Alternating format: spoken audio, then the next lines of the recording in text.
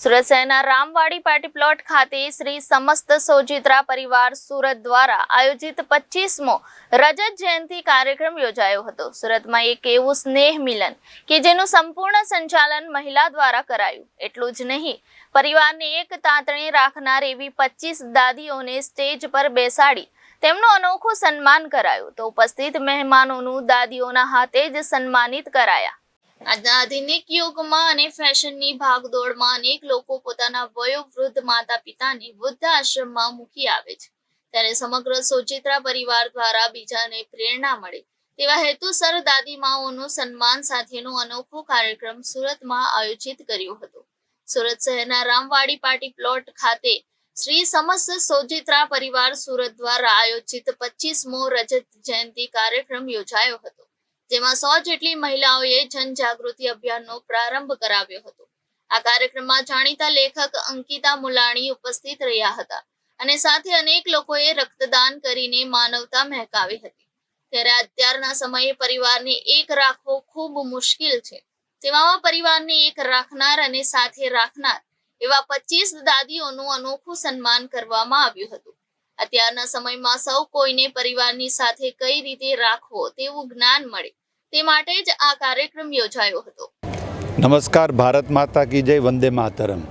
આજે સુરત જે આપણી કર્ણભૂમિ છે, દાનભૂમિ છે, એવા સુરતની અંદર શ્રી સમસ્ત સોજિત્રા પરિવાર વતી રજત જયંતિ મહોત્સવનું સ્નેહ મિલન અને ખાસ ઘર પરિવાર જે એક તાતણે મહિલાઓ રાખતા હોય છે, એટલે મહિલા જાગૃતિ માટે દાદીશ્રીઓનું સન્માન, મહિલાઓનું સન્માન, ટૂંકમાં કહું તો વસુદેવ કુટુંબકમ બહુરત્ન વસુંધરા, આ સૂત્રોને સાર્થક કરતો આજનો આ કાર્યક્રમ છે અને ખૂબ અભિનંદન આપીએ કે સમસ્ત સુરત પરિવારમાંથી તમામ લોકો હાજર રહી અને નાના બાળકથી લઈ અને વડીલો સુધીના હાજર રહ્યા છે।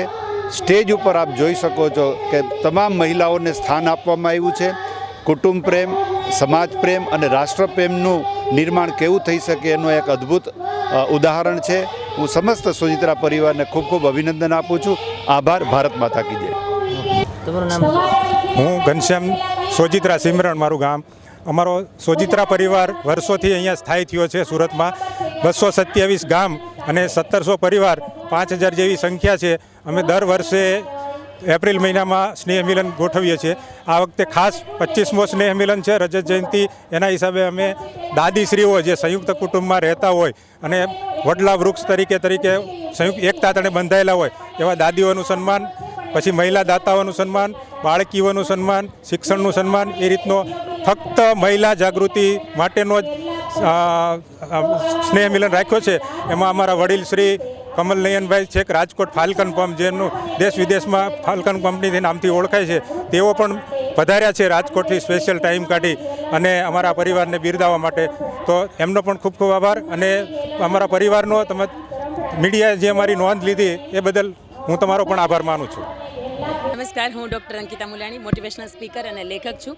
સુરતના આંગણે એમ તો જોઈએ ને તો લગભગ 12 મહિના પરિવાર ભેગો થતો હોય, સંપ અને સંગઠન, પ્રેમ અને પ્રેરણા પ્રોત્સાહનની વાતો થતી હોય, પરંતુ આજે સુરતના આંગણે રામવાડી પાર્ટી પ્લોટ ખાતે એક સરસ મજાના ભવ્ય અને દિવ્ય કાર્યક્રમનું આયોજન છે। આ ભવ્ય અને દિવ્ય હું શબ્દ એટલા માટે વાપરું છું કે આજે સોજિત્રા પરિવારનો આ 25મો સ્નેહ મિલન સન્માન સમારોહ છે અને એની અંદર એક વિશેષ એક સરસ મજાનું એક વિચાર આપ્યો છે। આ સુરતને, ગુજરાતને જ નહીં, આખા જગતને આ વિચાર આપ્યો છે કે જે સંયુક્ત પરિવારની અંદર દાદીમાં રહે છે, એમ કહેવાય કે વડવાઓની એક ઉંમર થતી હોય અને ત્યારે હાથ હાલતા કામ બંધ થઈ જાય અને જીભ થોડી ઘણી ચાલતી હોય ને ત્યારે પરિવારને એક સાઈડ કરી દેતા હોય, પણ આ સોજિત્રા પરિવારના આંગણે આવા 25 દાદીમાઓને સન્માન સહિત સ્ટેજ ઉપર આગમન આપ્યું છે અને એ દાદીમાના વરદ હસ્તે અને એ દાદીમાના સાનિધ્યની અંદર આખો પરિવાર આજે મળ્યો છે। ત્યારે એક ખૂબ મજાનો વિચાર આપ્યો છે કે વડીલોનું ઘરના પરિવારની અંદર કેટલું મહત્ત્વ હોય છે અને આ મહત્ત્વ માત્ર સુરત કે ગુજરાત નહીં, આખી દુનિયાની અંદર ફેલાય એવા વિશેષ કાર્યક્રમની સાથે અહીંયા એક વક્તા તરીકે ઉપસ્થિત રહેવાનું થયું છે। ત્યારે પણ